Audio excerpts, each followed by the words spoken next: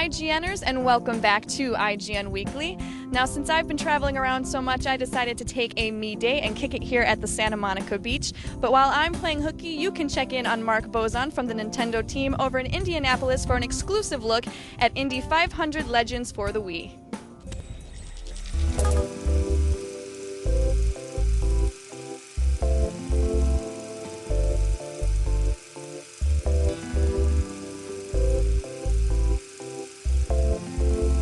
Hey everybody, this is Mark Bozon here reporting from the historical Indianapolis Motor Speedway to give you guys an exclusive first look at Indianapolis 500 Legends, exclusively for Nintendo Wii, brought to you by Destiny Studios.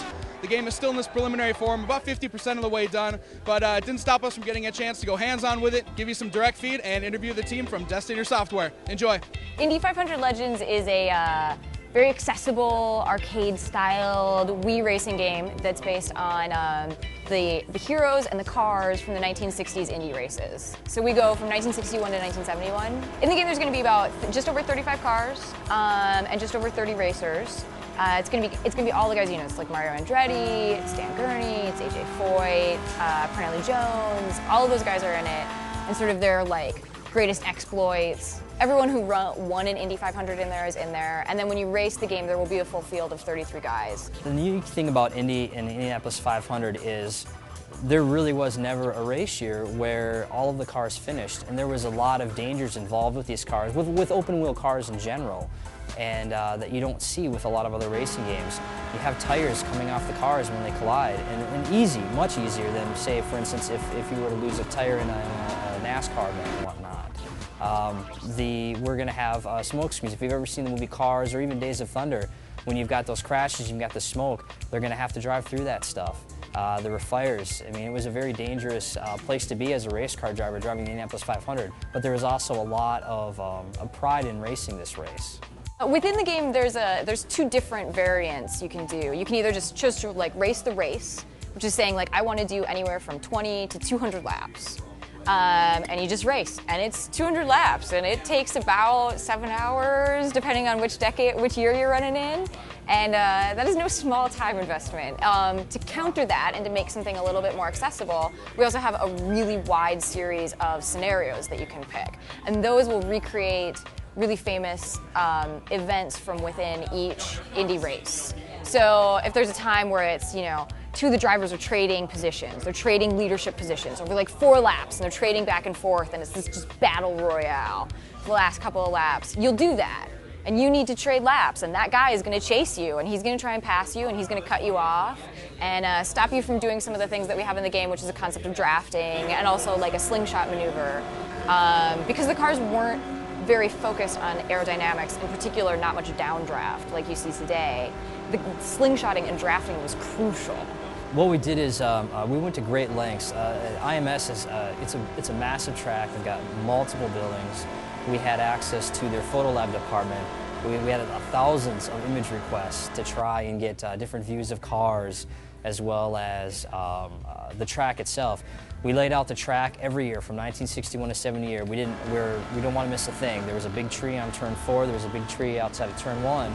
We want to make sure that tree's there. Gentleman, Bob Clydenst, he had been at the track as a young kid with his dad, who was actually a mechanic here for several years, and he drafted mechanical design schematics of these cars way back before most people really would have needed them for licensing and whatnot. However, the drivers wanted them because they all wanted their cars. And so he had unbelievable access to these cars, and most of these cars aren't around anymore, so it's very difficult to get that kind of research. Destinier, they wanted the information from the drawings to replicate the cars for the video games that I have probably 300 plus different car drawings available and more in the works that I am trying to furnish in hopes of aiding the accuracy and realism of the games so that the cars should be as authentic as they actually were if you were looking at photographs.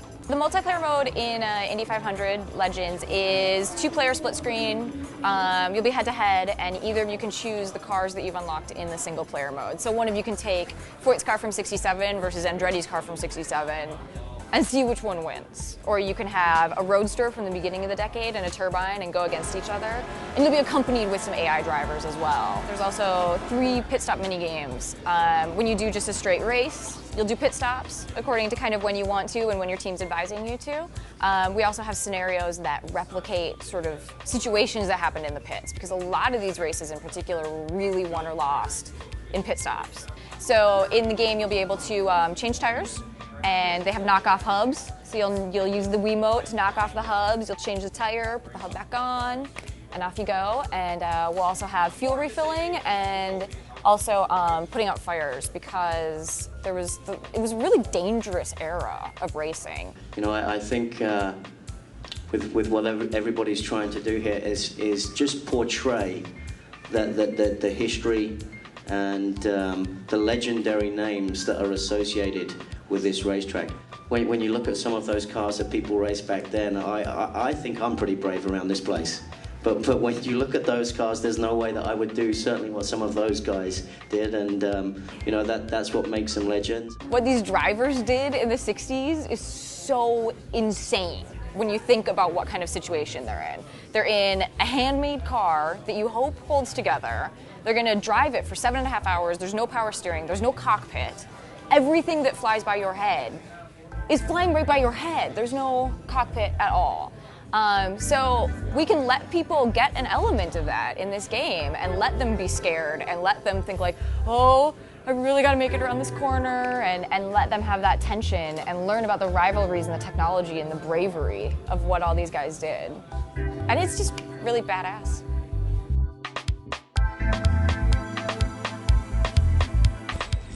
Don't get too comfortable with that Guitar Hero 2 playlist just yet. You're soon going to be adding another Guitar Hero game to your collection, and we've got the inside scoop on what all you living room rock gods can expect. Hey, you missed a spot.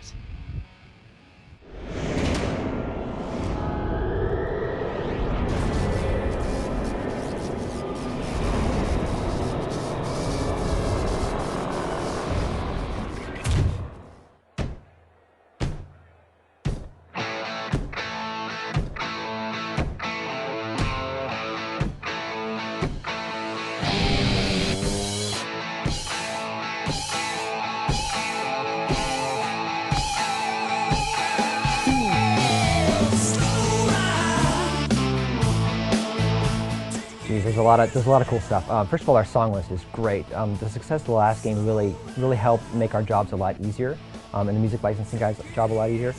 We have just all kinds of big artists coming out of the woodwork that really want to be in the game. We're approaching people that we thought we'd never get. Our song list is really probably the biggest strong point of this game. Of the announced tracks for Guitar Hero 3, I'd have to say my top picks are Pearl Jam, Even Flow. I probably listened to that album about 8 gazillion times back when it came out. It has to be the Muse song, Nights at Sidonia.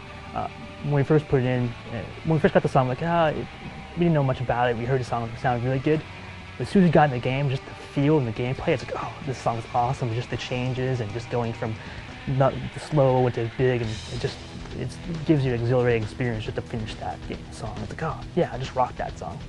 The previous Guitar Hero games had a lot more cover bands covering the music. This time we tried to get as many masters as we could. It's not possible to get everything in master track, but there's a lot of stuff that we were able to get the original artists from. And that's going to be huge, because people aren't going to say that doesn't sound like the Rolling Stones. They're going to play it and it's going to be the Rolling Stones. I think what Neversoft brings to the Guitar Hero franchise is a lot of experience with making really killer video games. And so what I'm talking about there really is the people.